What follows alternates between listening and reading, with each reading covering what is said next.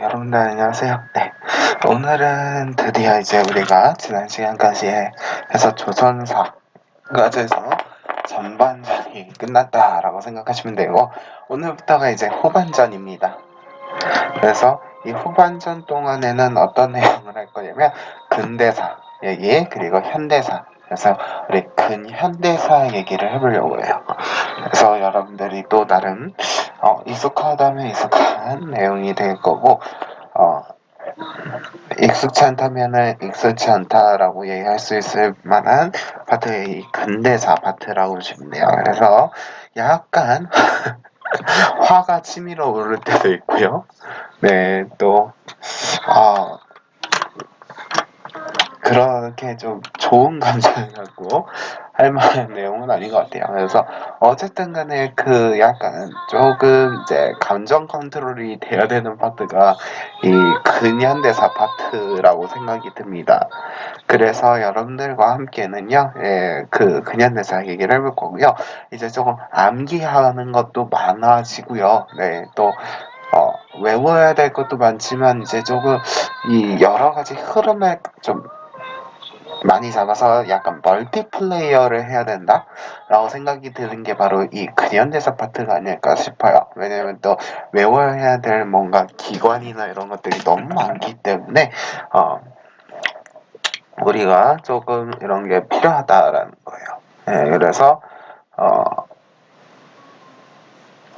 여러분들하고 그 내용을 조금 얘기해 보려고 합니다. 그래서, 저희가 처음으로 수업 전에 음악도 살짝 깔아봤는데 아마 들리는지 어쩐지 모르겠어요. 네. 어쨌든 그래서 그 얘기를 해보도록 할 거예요. 자, 그러면은 오늘 본격적으로 내용 들어갈 거고요. 학습지가 지금껏 봤던 화면 구성이랑 좀 달라질 거예요. 네, 어쩔 수 없이 좀 바꿨습니다. 그래서 조금 바꿔서 시도를 해봤고요. 여러분들 같이 한번 보도록 할게요. 내용이 워낙 많아서 편집을 못했어요. 다른 원래 쓰던 그냥 교재 내용 그대로 하고 이제 조금 더 편집해서 지금 형태처럼 만들려고 했는데 편집하기도 너무 까다로워가지고 그래서 이제 지금 제가 최대한 조금 바꿔보려고 했는데 바꾸지 못해서 그대로 그냥 사용하려고 합니다. 본격적으로 내용 들어가 보도록 할게요. 자, 여러분들 교재는요, 교재 내용은 154쪽에 해당하는 내용이고요. 154쪽, 155쪽 오늘 수업 분량이라고 생각하시면 되겠습니다. 그래서 이대로 진행을 하고요. 네, 그리고 오늘 얘기를 조금 해보도록 하죠. 자, 그러면은 한서를 좀 띄워보도록 하겠습니다. 자, 여러분들이 이제 오늘 이제 모습을 내용을 보자면, 자, 우리가 이제 19세기 내용을 배워봤고요. 자, 19세기의 이제 상황을 한 번 더 보도록 하죠. 자, 19세기의 정치적인 상황은 어땠는가? 라고 할 수 있을까요? 19세기의 정치적인 상황?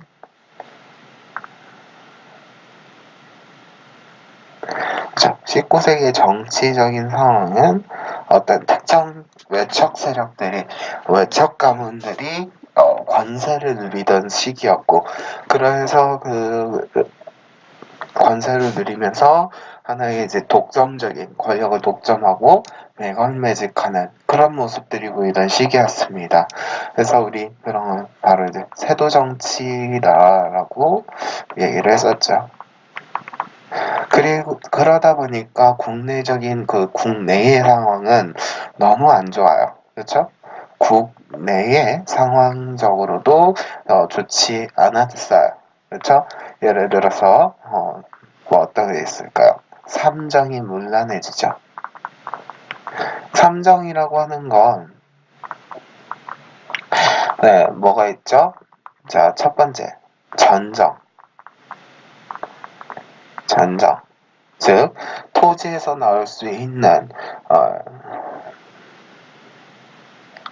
그리고 일반적인 세금을 비롯한 그리고 공납, 공물을 납부하는 공납 이런 것들 이런 것들이 일단은 박납이라 해서 대신 내주는 사람도 있었고요. 또 근데 그 대신 내주는 조건 하에 수수료를 엄청 떼가거나 아니면은 이제 일반적인 세금을 내더라도 세금을 내는 것도 여러 명목하에 잡다한 세금, 잡세들이 붙어서 엄청난 많은 세금을 떼어가거나 또한 두 번째 군정이죠. 군정은 말 그대로 군포를 납부하는 건데 군포를 납부하는 것도 그 해당 사람한테만 납부하는 게 아니라 이미 죽은 사람 또는 너무 어린 갓난아이 이런 애들한테까지도 군포를 내게끔 했더라. 그리고 세금을 물렸다라는 거 이런 내용들도 다시 한 번 더 점검하시면 좋겠고 세 번째는 이제 환곡이죠. 환곡 같은 경우도 좀 어떻게 변질이 돼요. 어떻게 변질돼요? 뭔가 이제 빌렸는데 이자를 너무 받아먹어가지고 고리대가 성행을 하는 이런 모습이 보이는 겁니다.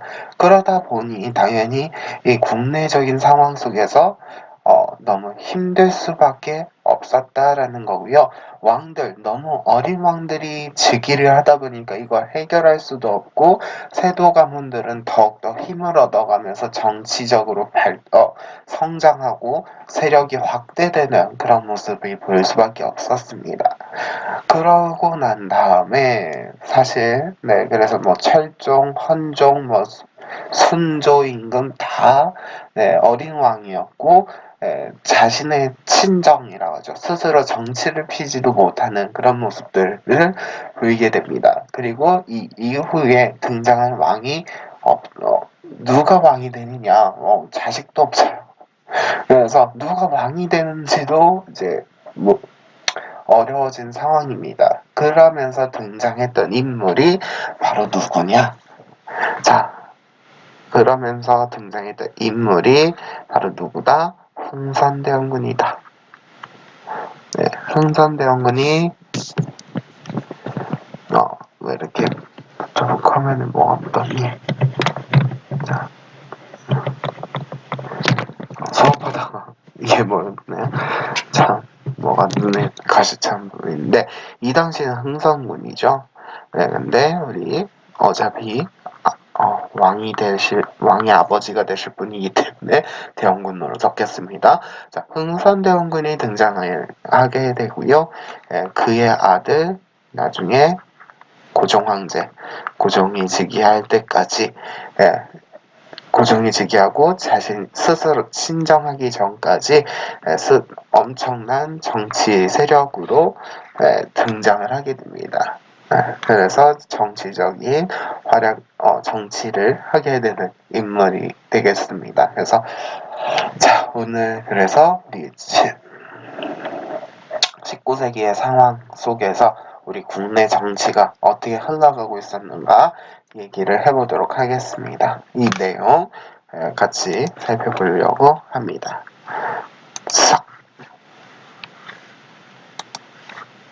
자, 그래서 좀 더 얘기를 해보자면, 자, 19세기의 상황은 이랬다라는 겁니다. 자, 그래서 외국은 되게 침략적인 접근 개항을 시작을 하더라. 외세의 침략 접근과 개항 얘기를 해볼 건데요. 자, 그러면 19세기의 일반적인 세계의 상황은 어땠는가 얘기를 해보자면, 자, 19세기 후반에는 자, 제국주의가 등장을 했던 시기죠. 한자 써있다고 놀라지 마시고 제국주의가 등장을 합니다. 그렇죠? 왜요? 네. 자, 이제 사람들이요. 돈도 있고 무역을 해야 되는데 무역을 하려고 보니까 국내 시장은 이미 꽉 막힌 거예요. 너무 불바답니다. 국내 시장은. 그러다 보니까 이제 해외로 진출을 하려고 하는데 해외로 진출을 하다 보니까 여기를 그냥 식민지화 하는 겁니다. 그래서 식민지화 하면서 등장을 하는 게 바로 뭐다? 제국주의다. 거죠. 식민지화 정책들이 펼쳐지는 것이 바로 제국주의다라고 보시면 되겠습니다. 그래서 식민지가 많이 필요하게 됐었고요. 또한 이게 이제 경제적인 이유였다라고 한다면, 네, 정치적인 이유에서는 이탈리아와 독일이 통일을 해요. 그러면서 민족주의, 즉 자신의 민족끼리 잘 먹고 잘 사는 거, 이런 것이 되게 형성이 되죠. 그래서 되게 배타적이고 침략적인 성격이 되더라라는 거고요. 그리고 사상적인 배경도 있어요. 그래서 이 당시에 사회진화론이 좀 퍼져나갑니다. 그래서 사회진화론은 대체적으로 내용이 이런 거예요. 네. 인류가 있으면 우월한 민족이 있고 우월하지 못한 민족이 있는데, 이 우월성이 떨어진 민족을 우월한 민족들이 가서 개줘야 된다라는 거죠. 이게 바로 뭐예요? 식민지에 대해서 뭔가 뭐랄까요? 잘 포장해주는 메시지 아닙니까? 그렇죠? 우열한 것은 승리하고 열적인 것은 패배한다. 라는 어떤 식민지 논리에 최적화된 내용인 거죠. 적자생존. 이런 내용으로 인해서 제국주의 열강들 간에 식민지를 가지려고, 더 많은 식민지를 얻고자 싸우게 되는 거고, 그 결과로서 나온 것이 바로 이제 제1차 세계대전인 것이죠. 자, 그러면은 우리의 상황도 되게 좋지 않았는데, 이 당시 중국, 즉 청나라와 일본의 반응은 어땠는가 라는 것이죠. 중국은요, 이 당시에 이제 양무운동이라고 해서, 몸체는 중국 거, 그러니까 겉은 중국이더라도 속에 이런 도구나 이런 제도 이런 것들은 서양 것들을 쓰자라는 양무운동이 발달이 되죠. 그러나 청일 전쟁의 패배로 인해서 한계가 드러나게 되고요. 일본 같은 경우에는 강제 개항을 하게 됩니다. 네덜란드에서 강제 개항을 하게 되고, 그러면서 새로운 이제 문물을 그냥 그대로 수용을 합니다. 그러면서 근대화가 그냥 성공을 하는 케이스가 되시죠. 특징 배경 이렇게 되어 있는데, 여기서도 조금 더 살펴보게 되면,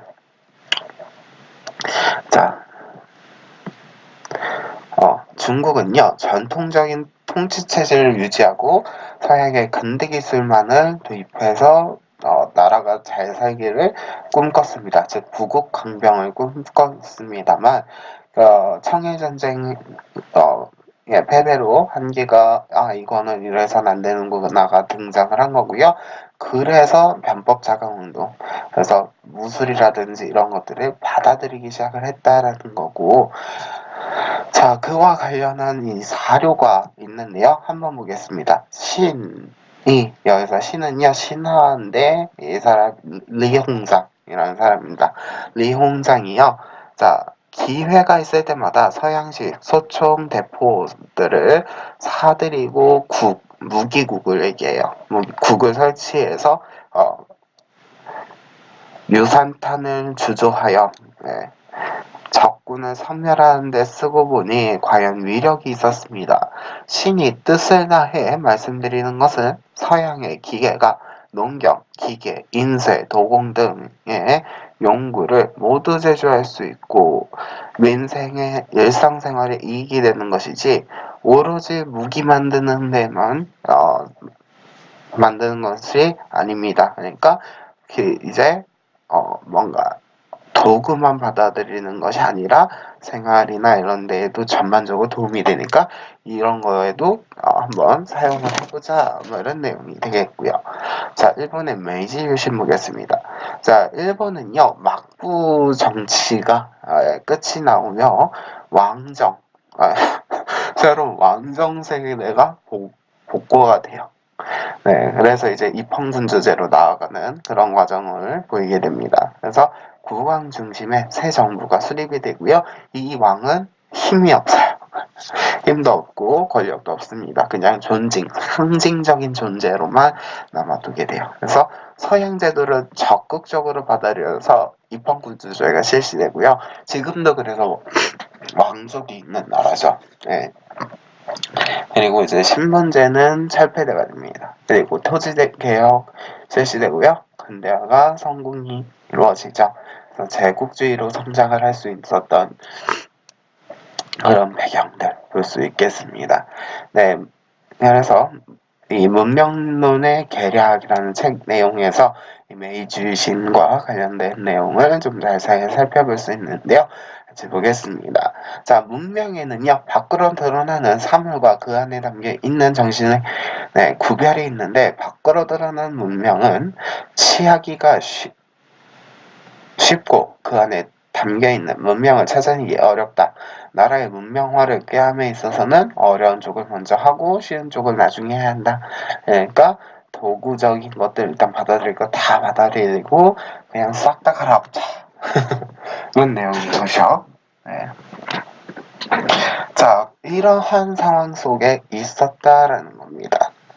자, 그러면은 우리 조선의 상황은 어땠는가 그 얘기를 해볼 건데요.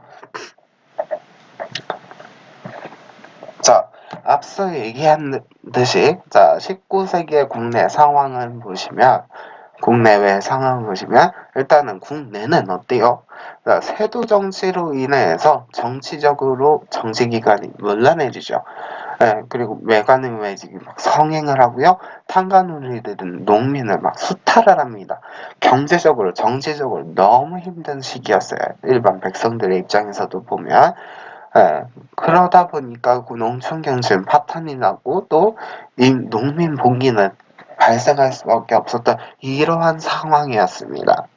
그런데 또 외적인 상황을 보니까 또 어때요? 제국주의 열강등이 막 침략적으로 접근해 옵니다. 그래서 어떤 게 보이더라라고 얘기하냐면, 자, 서양의 오랑캐가 타는 배 이항선이 우리 출몰한다라고 해요. 이항선이 출몰했다라고 하는데 이항선 어떻게 생겼는지 그림 한번 보여드리겠습니다. 여러분들 좀 보이시나요? 예, 이제 이항선의 그림입니다. 제가 미친 듯이 검색을 해가지고 나온 네, 예, 어쨌든 이항선 다시 한 번 더 보여드리자면 예,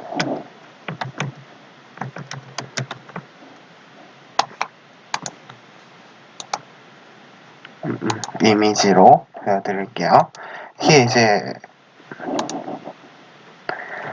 이항선이 이렇게 생겼어요. 근데 얘가 계속 이렇게 생긴 배가 갑자기 조선 땅에 보이기 시작한다는 생각해봐요. 일단 이렇게 큰 배가 보이기 시작하고 그러면 좀 일단 놀랄 법도 하고요. 예, 놀랄 법도 하고 난생 처음 보는 배 아니에요, 그쵸? 그리고 거기다가 여기에 타 있는 사람들은 외국인이야. 예, 지금도 놀랄 일 아닙니까? 그쵸? 예, 어쨌든 이런 사람들 보이기 시작합니다. 그러니까 당연히 당황스러웠을 거다라는 거. 자, 이런 사람들이 막 오고 있고 그리고 막 탐험하고 막 우리는 허용도 안 했는데 막 측량하고 그리고 갑자기 또 와서 우리랑 교류하지요. 그러면 얼마나 어이가 없어요. 또 천주교를 막 퍼뜨려요. 그리고 서양 몽골들이 막 들어오기 시작하는 것이죠. 국내 청나라 같은 경우에는 이 난징 조약을 체결하고 미일 화친 조약을 통해서 그리고 문호를 개방하고 러시아는 연해주를 차지하죠. 당시 상황 이랬다라는 거 다시 한 번 더 봐주시면 되겠습니다. 그리고 자, 자 여기 밑에 이제 사료가 있거든요. 여기는 한번 읽어보시고요. 자, 이런 상황이었다라는 거죠. 국내적인 상황. 자, 그래서 앞서 얘기했듯이 자, 국내적인 상황에서도 어떤 세도 가문이라든지 이 세도 가문의 횡포, 세도 가문의 횡포와 삼정이 문란해져 있는 상황을 누가 해결하고자 했었냐면 흥선대원군이 해결하고자 한 건 아니지만 어쨌든 흥선대원군이 등장을 하면서 이것이 약간 해결되는 개혁이 이루어지는 그런 모습이 보이더라라는 겁니다. 자, 그러면 흥선대원군은 어떻게 하고자 했는가? 국내적인 상황을 해결하려 했는가라고 보시면 되겠는데, 자, 일단 자, 두 가지가 있겠죠. 자, 첫 번째, 자, 왕권을 강화해야만 했었습니다. 왜요? 세도 가문으로 인해서 정치를 하기에는 왕의 힘이 너무 없는 겁니다. 그래서 왕권 강화 첫 번째 목표였고요. 두 번째, 백성들이 이렇게 먹고 살기 힘들어하면 세금 내는 거 얼마나 힘들어요. 그렇죠. 그러니까 이거 개혁해서 바꾸자라고 합니다.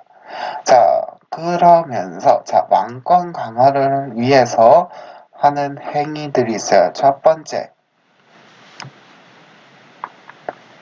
자, 왕권 강화를 위해서 이 두 가지 목표를 위해서 딱 내용을 개편을 합니다. 첫 번째, 왕권 강화 내용입니다. 자, 왕권을 강화하기 위해서는 통치 체제를 다시 바꿔야만 했었죠. 그러다 보니까 세도 정치 없애야 됩니다. 그래서 어떤 걸 먼저 하냐면, 자, 비변사의 비변사 그냥 거의 기능을 축소시키게 돼요. 비변사 거의 없는 취급이 되는 것이죠. 네. 왜요? 세도 정치의 어떤 궁극적으로 세도 정치가 이루어질 수 있었던 기관이 바로 비변사였기 때문에 비변사의 기능을 축소시키고 나중에 막 없애버립니다. 그리고 어떻게 하냐면 의정부와 상근부를 두고 정치를 이루게 됩니다. 그러니까 원래 형태로 돌아오는 이런 모습도 보이게 되고요. 이를 통해서 자, 이를 통해서 이제 또 새로 등용을 하고요. 자, 그리고 뭐가 이루어져요? 법전, 대전 회통이라고 하는 새로운 법전도 다시 편찬을 합니다. 그리고 자, 세도 정치 이전에 정치가 썩게 할 수 있었던 원흉 제거해야겠죠. 원흉 제거해야 되겠죠. 그래서 무엇을 하느냐? 서원을 철폐시킵니다. 서원을 없애버려요. 그리고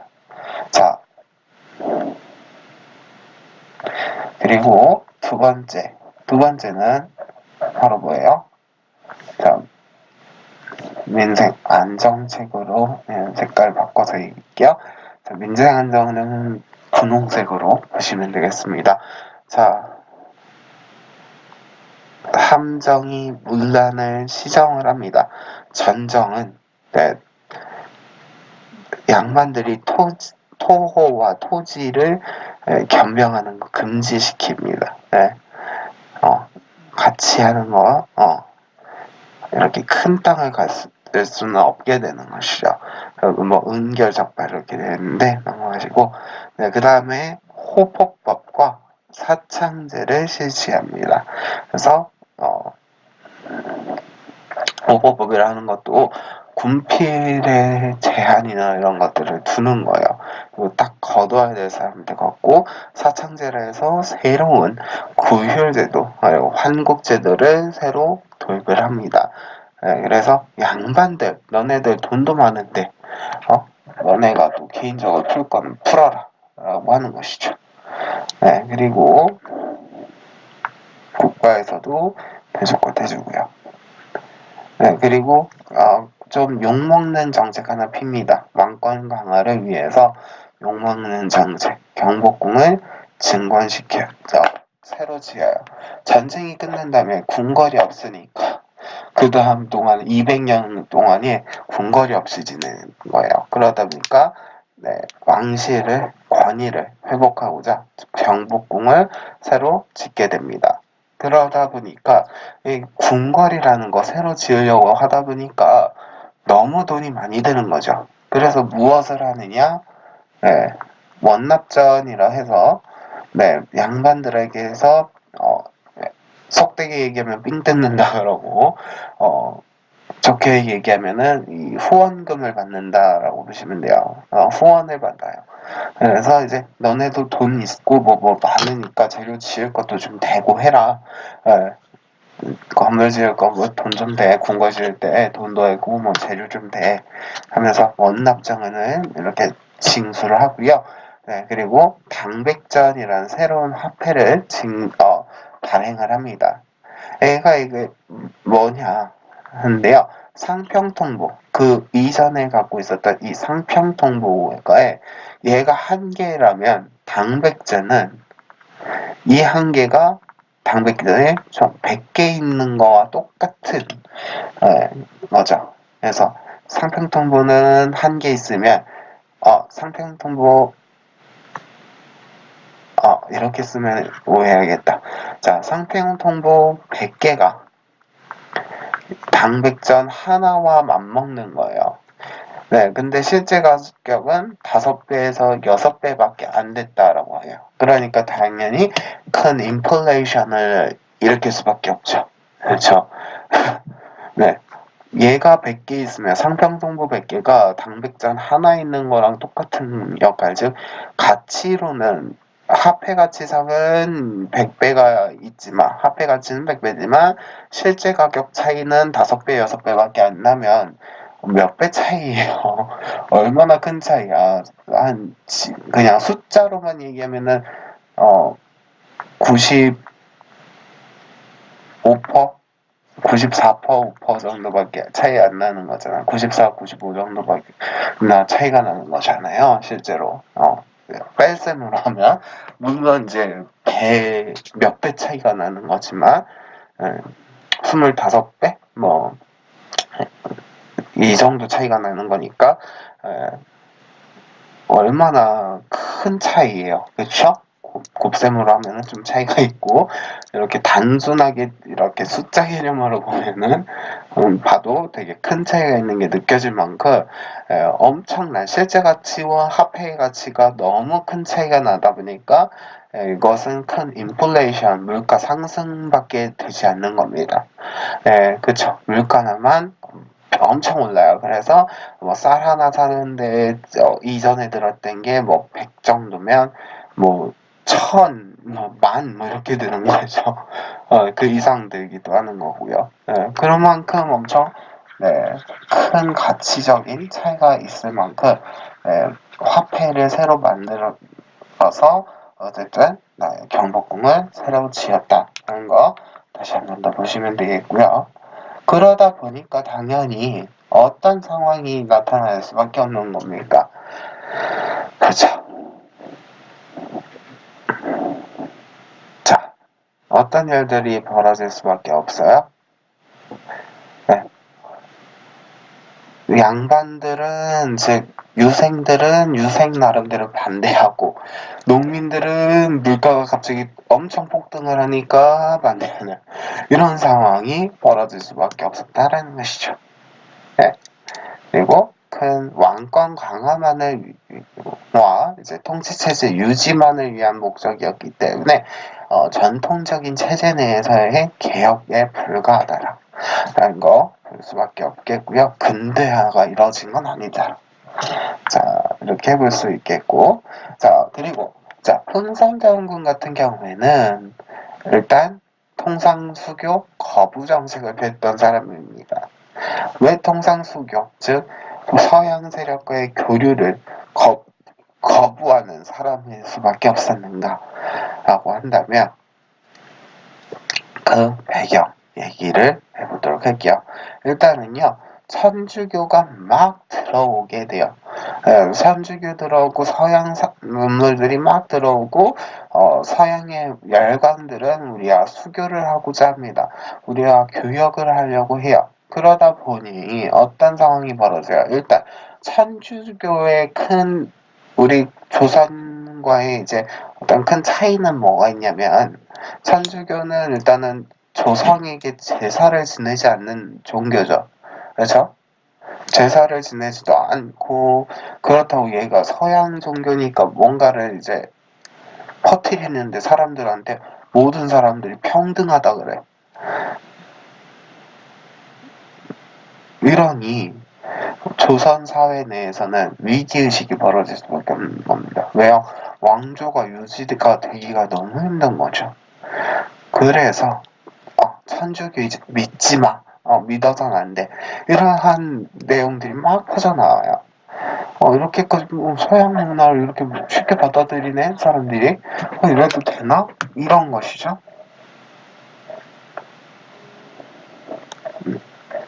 그래서 그와 관련한 상소문들 보도록 하겠습니다. 내용들. 자, 한번 이항로라는 사람 대표적인 위정척사파인데요. 이 얘기도 이따 또 해보도록 할게요. 다음에 할 수도 있고. 자, 대개 우리나라에 잠입하여 사학을 전파를 하는 자, 사학이 천주교입니다. 뭐랄까요, 천주교의 이런 서양 문화 이런 것들인데 이런 것을 전파하려는 것, 즉 사학한 것이라고 해요. 그만큼 사학한 학문이라고 하는데, 자, 사학을 전파하려고 하는 자는요, 그 무리를 이 땅에 심어 앞뒤에서 서로 호응하며 우리의 허실을 살피고 군대를 거느리고 침입하여 우리의 옷을 더럽히고 우리의 재물을 탈취하여 큰 탐욕을 채우려고 하는 것입니다. 이런 사람들 이상한 사람들이고 못된 사람들이고 우리나라 재물을 탐내는 사람들이다 하고요. 네, 그리고 이제 신미양력 때 실제 고종이 한 말입니다. 자, 비록 교역을 하고 한다 하더라도 한번 외국과 서로 통하게 되면 사학이 반드시 융성해져서 공자의 도가 무너지고 말 것이다. 네, 조금 지금 입장에서 본다면 크게 와닿는 말들은 아닙니다. 자, 그러면 왜 대체 우리는 초반에 이렇게까지 서양 문물을 받아들이기 싫어했는가? 그 흐름을 한번 같이 보도록 할게요. 자, 두 가지 가장 큰 사건이 있어요. 이게 이제 병인양요와 신미양요인데 이 병인양요부터 신미양요까지 어떤 흐름이 있었는가를 이제 좀 정리를 같이 하는 게 중요합니다. 네, 정리를 해보자면 자, 병인양요도 처음부터 이제 빵 터뜨린 게 아니에요. 그 상황을 같이 한번 보도록 할게요. 자, 좀 흐름을 정리를 하자면, 자, 강화도에서 먼저 사건이 터지죠. 먼저 사건이 하나 딱 터지는 게 있는데, 바로 병인 박해. 이게 1866년입니다. 1866년도에 자, 강화도에서부터 이렇게 우리 이양선이 막 들어오고 하면서 자, 프랑스 선교사가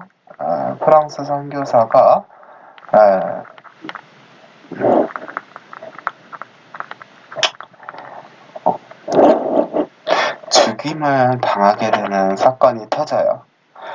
우리나라에서 천주교 믿으면 안 된다. 그래서 박해를 시도를 하면서 이 박해 과정 속에서 프랑스 선교사가 죽임을 당하게 되죠.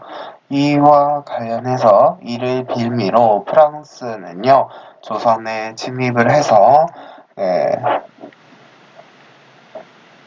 강화도를 통해서 조선에 침입을 했고 그러면서 터졌다는 것이 바로 무엇이냐? 병인 양료입니다.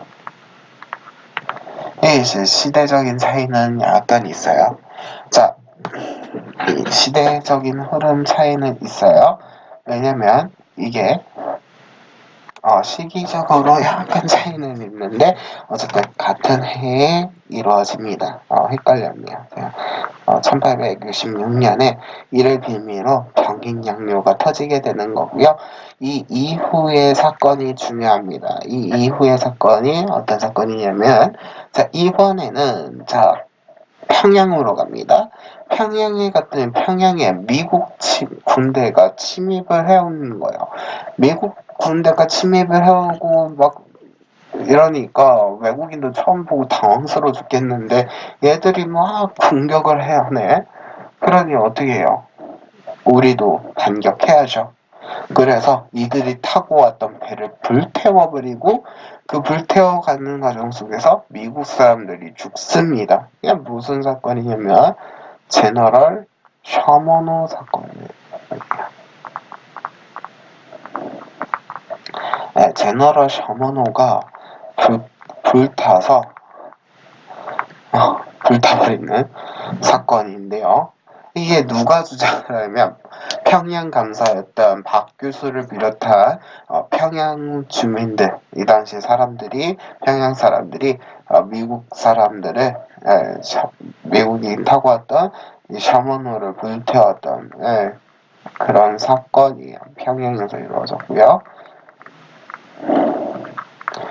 이를 계기로 해서 미국도 우리에게 침입을 해서 공격을 합니다. 그러는 사이에 또 여러 사건들이 또 터지는데요. 자, 보도록 할까요? 이 사이에 또 어떤 일이 터지게 되냐면, 이 중간에 독일 사람인 오페르트가요.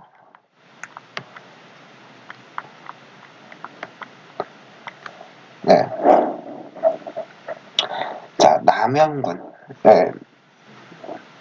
남현군이라 해서 흥선대원군의 아버지거든요. 이 남현군의 묘를요, 도구라는 이런 사건이 벌어집니다. 이게 이제 어디냐면 충북 덕산이라는 곳에서 사건이 터지게 되죠. 그리고 약 2년, 3년인가? 1868년이니까. 자, 그리고 난 다음에, 그리고 이 제너럴 셔먼호 사건을 계기로 해서 1871년에 미국인들이 보복을 한다 싶고 또 침입을 해서 공격을 받습니다. 그게 바로 신미양요입니다. 그래서 흥선대원군 입장에서는 프랑스 우리 공격해서 우리나라 문화재 이런 것들 약탈해가고 우리나라 사람들 먹고 살기도 힘들게 되고 그리고 미국 하기 전에 독일 사람이 자기 아버지 무덤을 도굴해가지고 도굴하고 또 미국은 평양에서 그 사이에도 그 사이에 이제 미국은 갑자기 평양을 침입해서 막 사람들 힘들게 하더니 자기들 배를 불태웠다는 이유로 또 침입해서 공격을 해온단 말이죠. 그러니 이러한 상황 속에서 서양하고 뭔가 수교 맺고 싶겠습니까? 아니란 말이죠. 그래서 통상 수교를 거부하는 정책을 펴고 그 거부 정책의 일환으로서 무엇을 세우더라? 바로 이 척합이라는 것을 세우더라. 무지개 색깔이 척합의를 건립하더라 라는 겁니다. 이 흐름을 좀 잡고 가시면 되겠고요. 우리 부교재 내용으로 들어가서 보도록 하죠. 자, 병인박해를 원인으로 잡고 프랑스는 함대를 이끌어서 강화도를 침입해옵니다. 그게 바로 뭐다? 병인 양요입니다.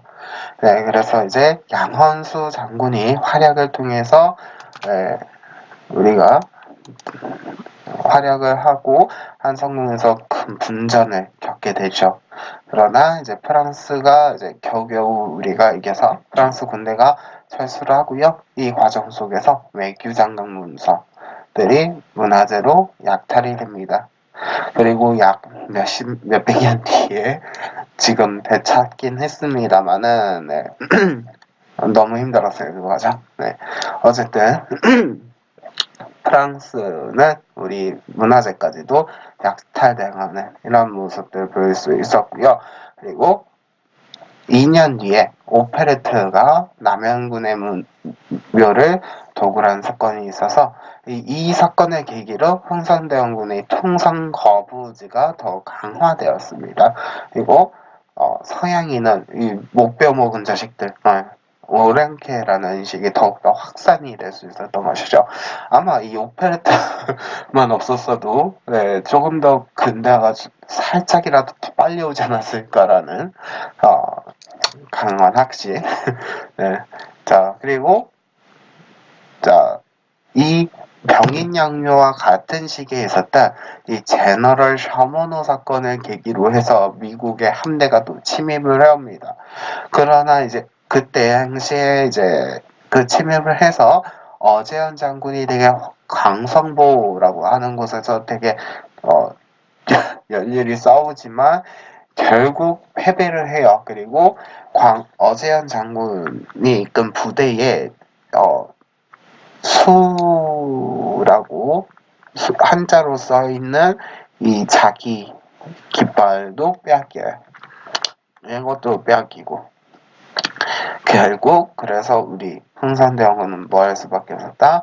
척합의를 세울 수밖에 없었다라는 거예요. 그래서 신미양요 이후에 전국 각지에 건립을 하고 통상수교 거부 정책을 펼치게 되면서 이 같은 사람들, 세력들, 정치 세력들이 등장하는데 그게 누구다? 미정척사파다 라는 거예요. 그래서 밑에는 이제 이 척합의 내용이 있죠. 그래서 오랑캐가 침범을 하는데도 서양 오랑캐가 침범을 하는데 싸우지 않으면 화친하는 것이고 조화 매국. 그래서 화친을 주장하는 건 매국하는 행위다 라고 할 만큼 되게 정확하게 우리 서양하고 통상수교 안에 라고 딱 선을 긋는 모습들 볼 수 있겠고요. 여기 이렇게 지도가 있어요. 그래서 여러분들 프랑스가 어떻게 해서 강화도에 침입을 해왔고 여기 한성근이라고 하는데 있죠. 여기서 이렇게 들어오면 여기 양화진이에요. 즉 여기가 이제 양화대교 있는 그 부분이거든요. 즉 조금만 더 들어가면은 서울에 도달할 수 있는 가장 가까운 통로예요. 그래서 여기서 이제 겨우 전투가 크게 벌어지는데 이걸 막았던 모르고 광성진 즉 광성모에서 또 활약을 크게 하더라라는 것도 이렇게 보시면 되겠습니다. 근데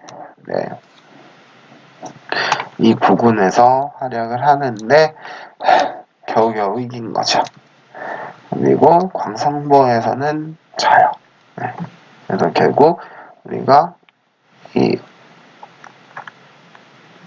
어제안에 도원을 하지만 지고 이때 그렇게 해서 전쟁은 끝이 납니다. 결국 이로 인해서 우리는 어떤 모습을 보이게 되냐면 대부분의 이제 개화파들은요 박교수를 비롯한 이런 사람들 그쵸? 어떻게 보면 박교수도 처음에 평양 침입해오고 하니까 뭐예요? 사실 통상계하론파라고 생각을 하는 있을 텐데 이 사람을 비롯한 사람들 개항을 하고 우리가 이 개항을 통해서 사형을 받아들여서 나라가 강해져야 된다라고 주장을 하는 사람들입니다. 이 사람들이 왜 바로 보다 개하론파들이에요. 그래서 이들은 크게 주장한 게 뭐였냐면, 자, 흥선대원군이요, 척합의로 인해서 살고 뭐 하면서 이 사람 너무 흥선대원군의 정책이 실패했다고 주장하면서 흥선대원군의 하야를 주장하고, 고종의 친정이 또 시작이 됩니다. 그래서 흥선대원군이 하야를 하고, 고종의 친정이 시작이 되고요. 자, 이 와중에 일본은요, 한국을 정벌해야 된다라는 정한론이 대두됩니다. 그래서 미국이 자신들을 일본을 이제 공포로 몰아넣은 상황 속에서 강제 개항을 하거든요. 막 포를 쏘고 해가지고 일본이 어쩔 수 없이 개항을 해요. 그거를 모방을 해서, 자, 우리나라의 강화도에 일본이 침입을 해서 포를 막 던지고 해요. 그러니까 당연히 우리 입장에서도 일본 것들 왜 저래 하면서 포를 쏘죠. 그러면서 운용호가 피격을 당하는 일을 일본을 겪게 됩니다. 그래서 그게 이제 운용호거든요. 그래서 이 운용 사건을 계기로 일본이 강화도에 침입을 해서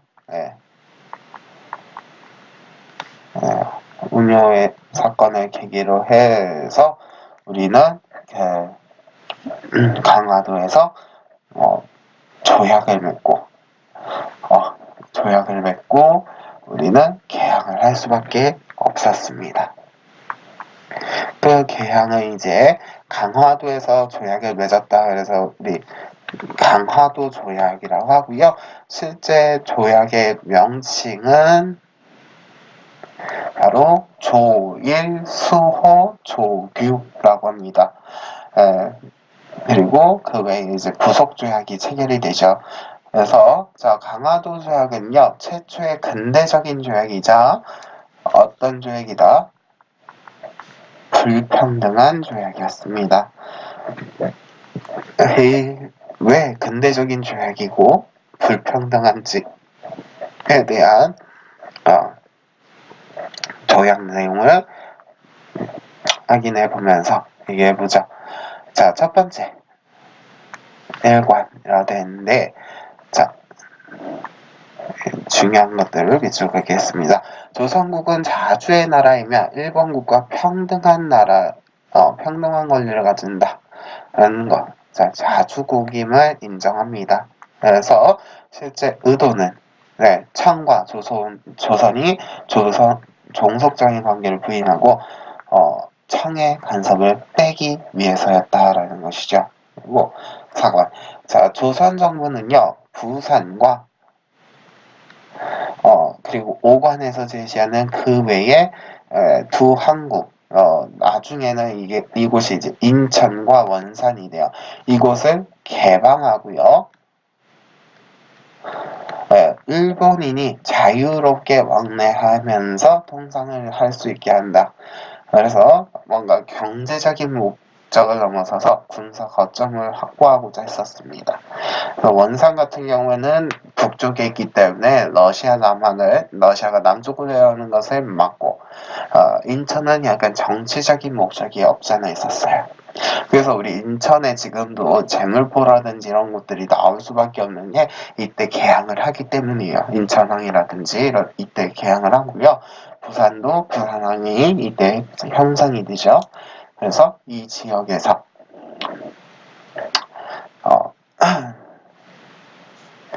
자, 개항을 하고자 하고요. 개항을 그러면서 하게 됩니다.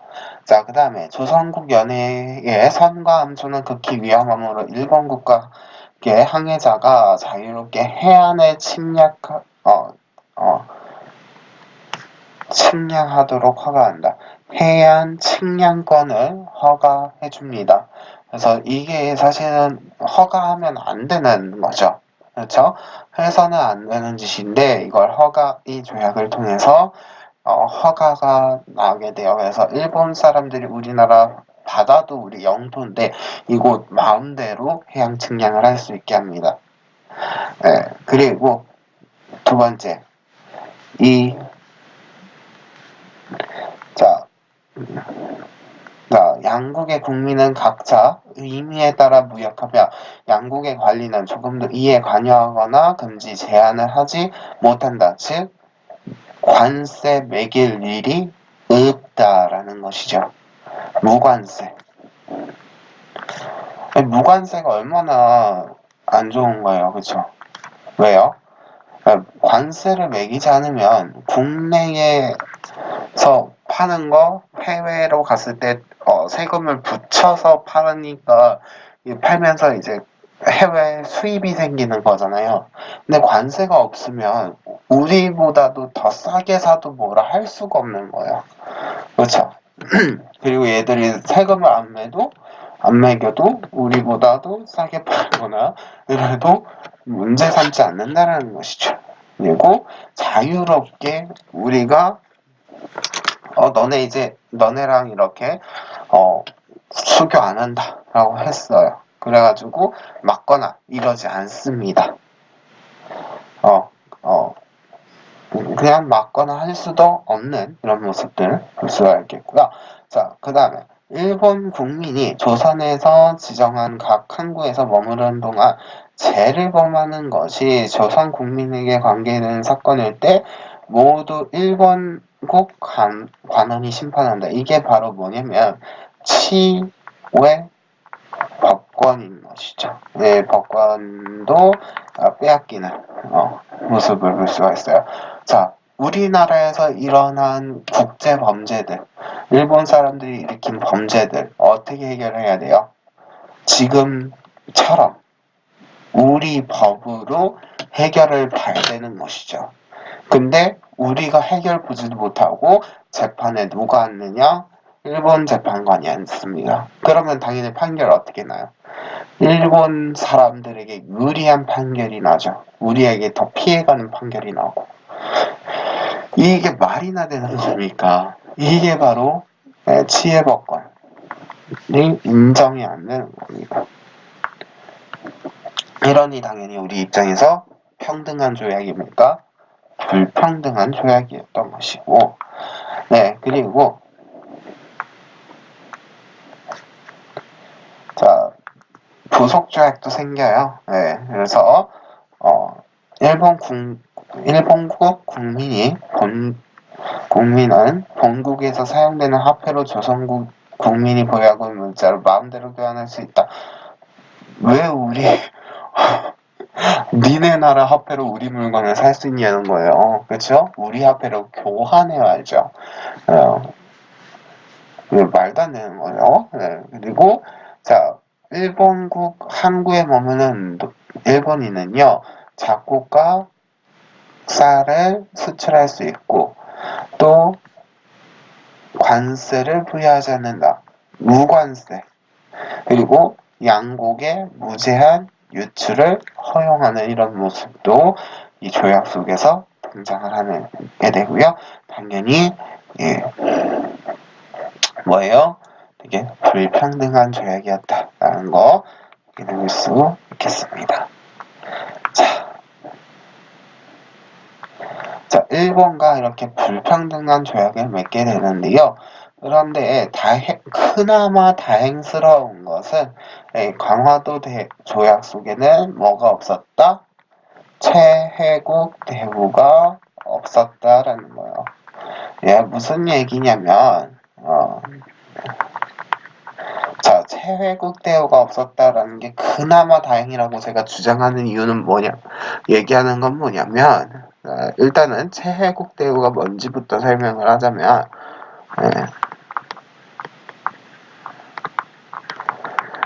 최혜국 대우는 말 그대로 최고의 혜택을 받는 나라거든요. 그래서 일본 외에 다른 나라와 이제 조약을 체결을 하면 그 중에서 일본이 갖지 못한 더 좋은 조약 조건이 있을 수 있죠. 그러면은 그렇게 되면은 일본의 입장에선 뭔가 손해보는 느낌이 드니까 체국 대우를 달라라고 하면은 이게 무슨 얘기냐면 이 이후에 다른 나라와 조약을 체결했을 때 이전의 조건 속에서 없는 조건이거나 더 좋은 조건이면 여기서 자동 업그레이드를 받을 수 있다라는 얘기입니다. 그러니까 그 조건 그대로 우리도 가질 수 있다라는 것이죠. 그래서 일본 입장에서 손해보지 않는 건데 강화도 조약을 체결할 때는 이 대우가 들어가는 조항이 없어요. 이후에 나중에는 또 생기긴 하지만 체국 대우 조건이 강화도 조약과 부속 조약에는 없었다라는 겁니다. 그러면은요, 네, 아직까지 왜 이렇게 없어도 됐는가? 처음이자 마지막이 될 거라고 생각을 했었던 것이죠. 그래서 걱정하지 마라. 조선국은 일본 너희 말고는 더 이상 이런 조건 걸어서 할 일이 없다라고 하는데 바로 몇 년 뒤에 예, 미국과 수교를 맺게 되죠. 미국과 수교를 맺게 되는데 그 과정 속에서 체국 대우가 들어갑니다. 그래서 그러면서 또 일본도 자연스럽게 체국 대우가 들어가는 또 나중에 조약을 새로 체결하면서 들어가는 모습도 보이게 되는데요. 자, 미국과의 조약 얘기해 볼게요. 자, 조미수 통상조약인데요.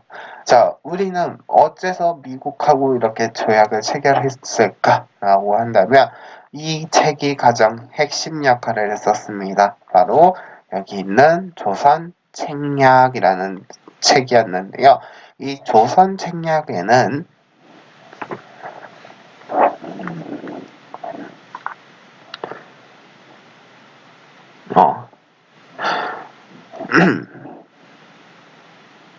이 조선 책략은요, 누가 썼냐면 옆에 보이시나요?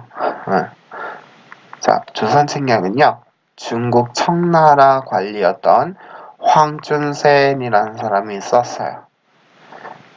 그죠? 황준센이라는 사람이 썼고, 이 내용에는 앞으로 어떻게 조선이 외교 관계를 체결을 해야 하는가라고 보시면 내용은 이래요. 친 중국, 결 일본, 연 미, 미국, 미방 이라고 되는데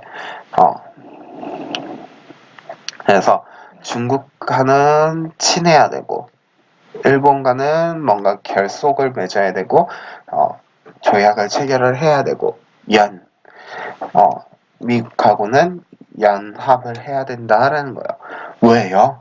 얘도 러시아 견제하고 있었거든요. 청나라도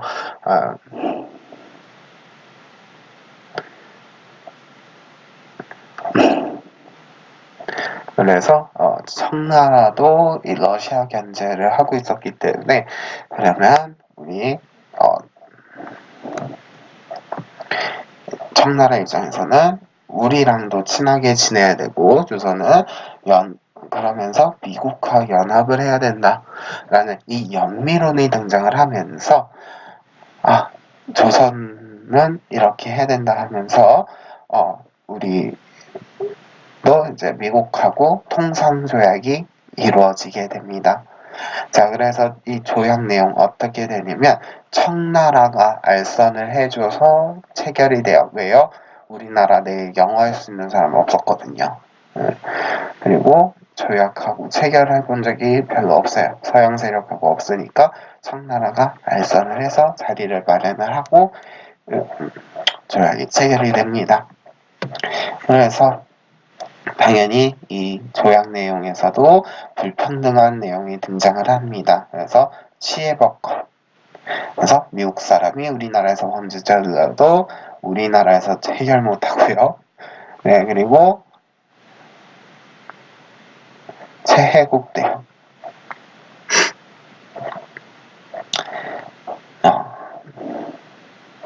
그래서 자동 업그레이드 규정이라는 거죠. 다른 나라와 또 체결을 하면 우리가 손해보는 거 없어. 미국이 손해보는 거 없이 이루어지는 재회복 대우, 그리고 협정 관세. 관세도 서로 협정해서 맺은 대로 관세를 매기는 건데, 당연히 관세, 미국에게 좋은 대로 관세가 이루어지는 이 불평등한 조약이었다 하는 거 보시면 되고요. 이 중에서 가장 중요한 것이 바로 거중 조정한다라는 조약 규정이 들어가요. 그래서 이 조선과 미국이 이 둘 중에 한 나라가 다른 나라에 핍박을 받을 때 서로 돕고 도와준다라는 거중조정 내용이 들어가기는 하는데요. 그래서 우리 고종황제 이 내용 하나 믿고 을사조약을 맺을 때 일본이 우리를 너무 핍박한다라고 해서 미국한테 거중조약 내용을 보내서 우리 도와줘라고 하는데, 그 전에 일본이 선수 쳐놨죠. 선수 쳐놓은 게 있어요. 그래서 이거 지켜지지 않습니다. 이 얘기 다음에 해보도록 하겠고요. 그 외에 다른 나라랑도 수교를 합니다. 영국, 독일, 러시아 당연히 수교하고요. 프랑스 등과 같은 여러 나라들과 수교를 맺게 돼요. 그래서 우리나라에도 조선국의 대사관들을 막 설립이 되고 이렇게 되고, 지금 위치 대부분 거의 일치합니다. 100%다 이어지진 않지만, 그리고 미국하고 조약 내용 거의 비슷하다라는 거. 그래서 우리 엄청난 손해를 이미 보고 있기 시작했다라는 거 한번 보시고요. 자, 여기 조선 책략 내용 같이 한번 보도록 하겠습니다. 자, 조선의 땅은요, 실로 아시아의 요충을 차지하고 있어 형세가 반드시 다투게 마련이며, 조선이 위태로우면 중국도 위급해질 것이다. 그렇죠? 반도기 때문에 우리가 침입을 당하면 그 다음 타겟이 중국이기 때문이에요. 러시아가 영토를 넓히려고 한다면 반드시 조선으로부터 시작할 것이다. 그렇다면 오늘날 조선의 책략은 러시아를 막는 일보다 더 급한 것이 없다. 즉 러시아의 남쪽으로 내려온 것을 막고자 이런 책을 만듭니다. 그래서 러시아를 막고는 책략은 무엇인가? 중국과 친하고 일본과 수교를 맺고요. 미국과 이어짐으로써 자강을 도모해야 한다. 스스로 강해져야 된다. 그죠? 중국과 친하고